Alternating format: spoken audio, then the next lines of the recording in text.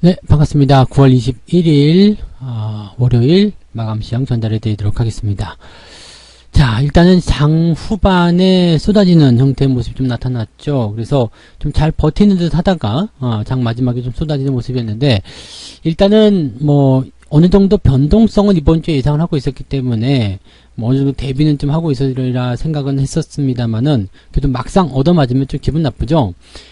이게 얻어맞을 것이다 생각하고 있어서 안 아픈 것이 아니라 그냥 거기에 대한 대비를 할 수 있어서 그래도 그나마 좀 나은 것이다 라고 좀 보시면 되는 것 같습니다.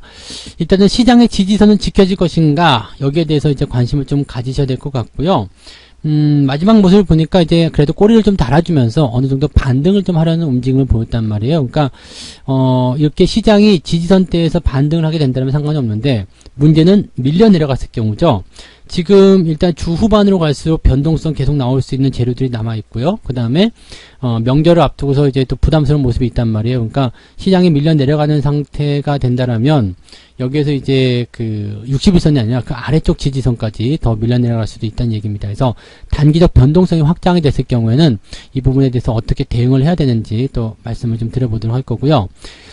그래도 생각보다 수급 동향은 좀 양호했다라고 판단이 좀 됩니다. 일단은 외국인 매도에 대한 부분들이, 뭐 한 2천억 가까이 빠지게 된다면 좀 시장이 부담스러울 것이다라고 말씀드렸었는데, 장중에는 이제 1,000억 원대 넘게 하락세가 좀 나타나긴 했습니다만, 막판에 조금 올려주는 모습이 좀 있었어요. 그래서, 외국인 매도는 크게 늘어나지 않은 모습이었다고 보시면 되겠고요. 금융 투자라든지 이런 쪽에서 또 매수가 들어왔기 때문에요. 어느 정도 지켜지는 형태의 모습은 나왔다라고 보시면 되겠습니다.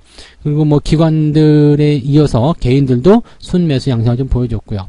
코스닥이 아무래도 변동폭이 좀 더 크게 나오긴 했는데요. 뭐 이 부분들은 개인들이 좀 받아냈고, 그 다음에 외국인 매도가 1,500억이나 나타나면서 코스닥 쪽에 변동성 좀 키웠다고 보시면 될 것 같습니다.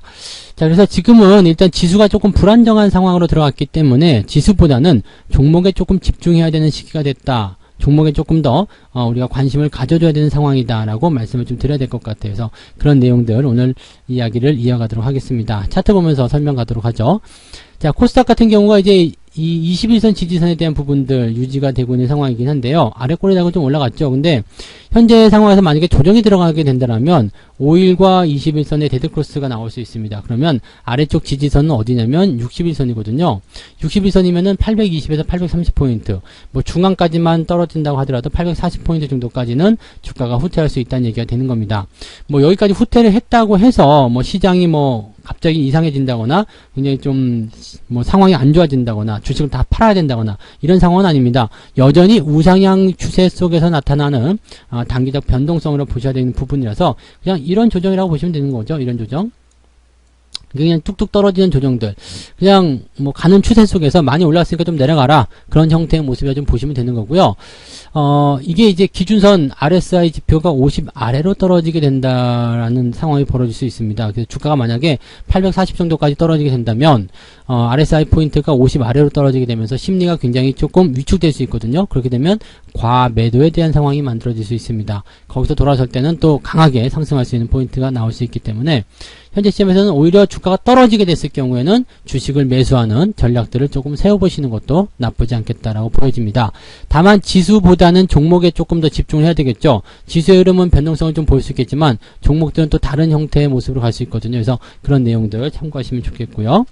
코스피 같은 경우도 마찬가지입니다. 지금 일단 21선의 지지를 받아주는 모습이긴 한데요. 밀렸을 경우에 61선 2300포인트 정도 나와 있는데, 글쎄 여기까지보다는 아래쪽 지지선이 먼저 나올 것 같아요. 그래서 2350포인트 정도 수준에 나타나는 지지선, 지난번에 말씀드렸던 이 갭에 대한 지지선이죠. 요 라인대, 그 다음에 두 번째 라인대가 요 정도 될 것 같은데요. 여기 네, 요 부분들 일단 지켜내는 모습이 일단 만들어져야 된다고 보시면 될 것 같아요. 일단 상승에 대한 포인트가 직전 고점을 넘지 못했기 때문에 이번 변동이 만약에 본격화된다면 조금 조금은 지루하거나 조금은 답답한 모습이 좀 나타날 수도 있습니다. 그래서 거기에 대한 그런 변수 조금 생각하셔야 될 것 같고요.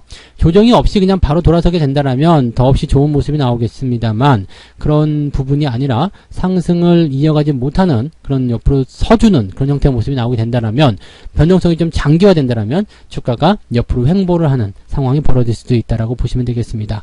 그렇게 된다라면 아무래도 네, 대형주 쪽보다는 이제 배당을 많이 챙겨주는 종목이라거나 또는 이제 방어주 쪽 위주의 모습이 좀 나타날 수가 있겠죠. 참고하시면 좋겠네요. 네. 자, 그래서 수급 동향으로 가도록 합니다. 일단은 외국인 수급 동향 먼저 보시면은요, 거래소 쪽에서 문제가 별로 없었어요. 일단 주가가 하락하는 모습에서 이 2시 넘어서면서 확 내려가긴 했습니다만 다시 올려주는 모습으로 회복이 어느 정도 된 모습이고요. 이 모습이 이제 연속성을 가진다라고 보긴 좀 어렵겠습니다만 그래도 낙폭 자체를 크게 키우는 데는 네, 일단은 뭐 도움을 주진 않았다. 그러니까 지수를 어느 정도 방어해 주는데 역할을 좀 했다라고 얘기가 좀 될 수 있겠습니다. 여기에다가 이제 금융투자 쪽에서 1,000억 원대 매수가 들어오면서 많이 상세가 되면 됐고요. 개인들은 추가적인 매수가 더 들어가게 되면서 분위기를 더 좋게 만들어 줬습니다. 그래서 일단은 매도한 부분들에 대해서 어느 정도 다 커버링이 됐다라고 좀 판단하셔도 좋을 것 같고요. 지금 상황만 딱 놓고 보면은, 뭐, 시장이 아주 나쁘다라는 어떤 판단보다는, 그냥 조금 쉬었다 가는 형태? 네, 조금 시장을 좀 관망해보자, 이런 형태의 모습으로 좀 나오는 것 같아요. 아무래도 이번 주에 부정적으로 볼 수 있는 그 이벤트들이 미국 시장에 좀 많이 있다 보니까, 거기에 대해서 경계심을 좀 드러내는 것이 아닌가, 이렇게 판단이 되는 모습이기도 하죠. 네. 코스닥 같은 경우는 개인들이 무려 4,400억을 순매수했습니다. 근데 아까 전에 보셨던 것처럼 많이 밀렸죠. 오늘은 기관들이 2,500억 순매도고요. 그 다음에 외국인도 1,500억 넘는 순매도가 나타났어요. 그래서 매도 규모가 굉장히 좀 큰 상황으로 진행이 좀 돼서 안 그래도 이제 변동성을 좀 키우는 그런 모습이 좀 있지 않았었을까라고 생각되는데 일단 뭐 매매 동향들 어떤 것들 사고 팔았는지 살펴보면서 이 이야기는 계속 나눠보도록 하겠습니다. 자, 매매 동향 좀 볼게요. 매매 동향 보시면 기관들 쪽은 일단 SK하이닉스, 삼성전자 쪽 순매수 들어갔습니다. 삼성전자가 결국엔 마이너스 마감이 됐는데요. 추가 하락이 나오게 된다면 말씀드렸던 대로 56,000원 근처 시점 57,000원, 56,000원 근처에서는 매수 포인트가 나올 수 있다라고 말씀드릴 수가 있겠습니다. 그리고 인버스 쪽 순매수가 들어갔는데 아무래도 이제 금융투자 쪽이겠죠? 네. 인버스 쪽 순매수, 삼성전자 순매수가 좀 눈에 띄어요. 그래서 기관들, 특히 금융투자 쪽에서는 내일 삼성전자가 반등이 나올 수 있을 것이다. 뭐 이런 기대치를 좀 갖고 있는 것일 수도 있겠다 생각되고요.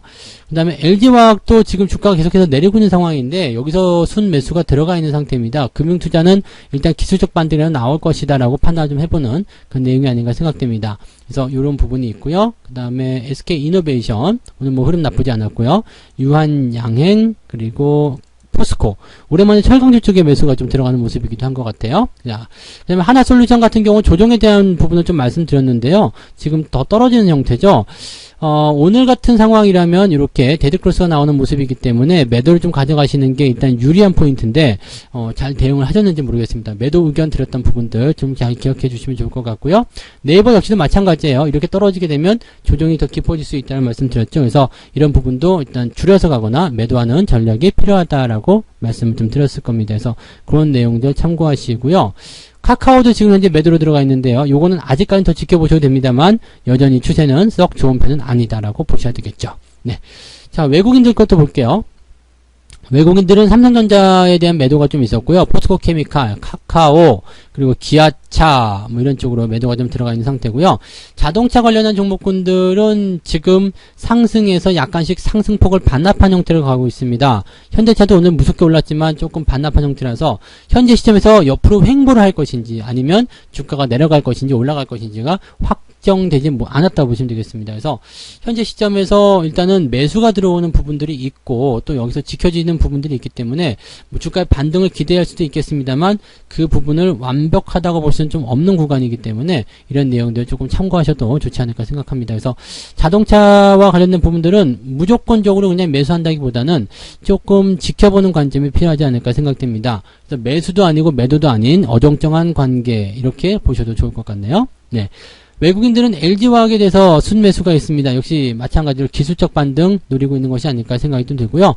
하나솔루션은 기관이 매도를 했는데 외국인은 매수를 했죠. 그래서 사실 이 부분은 이제 조정에 대한 부분이 나타나고 생각되고 있는데 기술적 반등을 노리는 것인지 아니면 조정 시점에서 뭐 다른 어떤 의도가 있는 것인지 모르겠습니다만 일단은 지금 현재와 같은 상황이라면 주가가 추가적으로 상승한다기보다는 하락적으로 가게 될 가능성이 굉장히 높기 때문에 외국인들 매매 동향은 조금 의아하다라고 보셔야 될 것 같아요. 물론 물량이 많지 않기 때문에 뭐 특별하지 않다라고 볼 수도 있겠습니다만 아무튼 그런 내용들이 좀 있겠고요.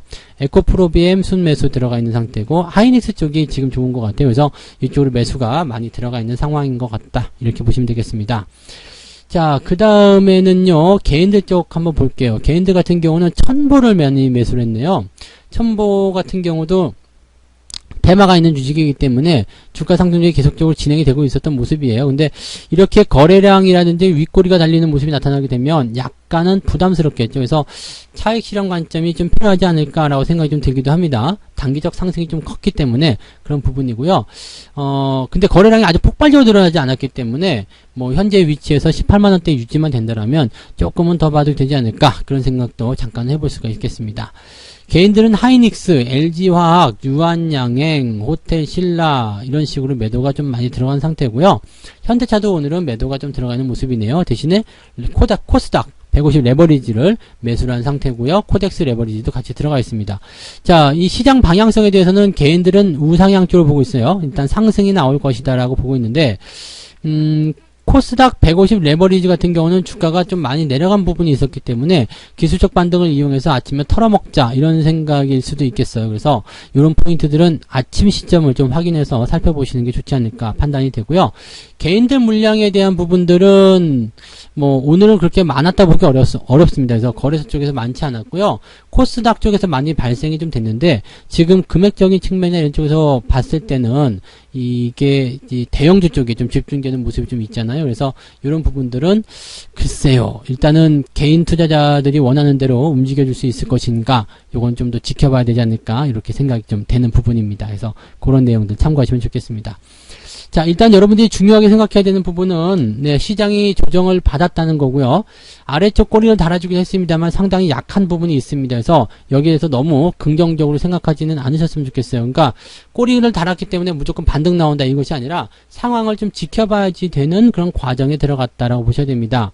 지금 같은 경우는 밑바닥에서 있는 종목들이 방어를 잘할 수 있습니다. 그래서 종목이 많이 오르지 않은 종목들, 즉 저점권에서 유지가 되는 종목들 위주로 대응하시고요. 단기적 이격이 좀 발생한 종목군들은 좀 아깝더라도 차익 실현을 좀 해주거나 아니면 절반 정도 덜어내는 그런 전략들도 나쁘지 않을 것 같아요. 그래서 종목의 어떤 매수를 너무 광범위하게 한다기보다는 약간 이제는 집중시킬 수 있는 선택과 집중 그런 쪽으로 지수보다는 종목에 집중하는 그런 전략들이 조금 필요하지 않을까라고 생각이 됩니다. 괜찮은 종목들 위주로 고르시고요. 배당을 많이 준다거나 실적이 좋아진다거나 그런 형태의 종목들을 골라가시기 바랍니다. 특히 3분기가 마감된 시점이기 때문에 3분기 실적이 아주 좋아졌을 것으로 생각되는 기업들을 공략하신다면 그런 포인트들에서 뉴스와 함께 주가가 상승하는 좋은 흐름들을 경험하실 수 있으리라 생각합니다. 자, 시장의 조정에 대한 포인트를 약간 볼 수 있다고 하더라도 또 보였다고 하더라도 여러분들 너무 걱정하지 마시고요. 원래 하던 대로 그냥 가시면 됩니다. 어쨌든 시장은 우상향이고요. 이 우상향 패턴 속에서 상승과 하락은 계속 반복되는 모습들이기 때문에 너무 걱정하지는 말자 이렇게 말씀을 드리면 될 것 같습니다. 자, 마무리 잘 하시고요. 오늘도 저녁에 무료 라이브 방송이 있습니다. 저녁 8시부터 9시까지 진행되니까요. 라이브에 많이 참여하셔서 또 시장 이야기 들어주시면 되겠고요. 내일 아침 오전 시황에서 다시 이야기 또 해드리도록 하겠습니다. 즐거운 저녁 보내시기 바랍니다. 고맙습니다. 본 방송에서 제공되는 모든 정보는 투자 판단의 참고 자료이며 투자의 최종 책임은 본 방송을 이용하는 본인에게 있습니다.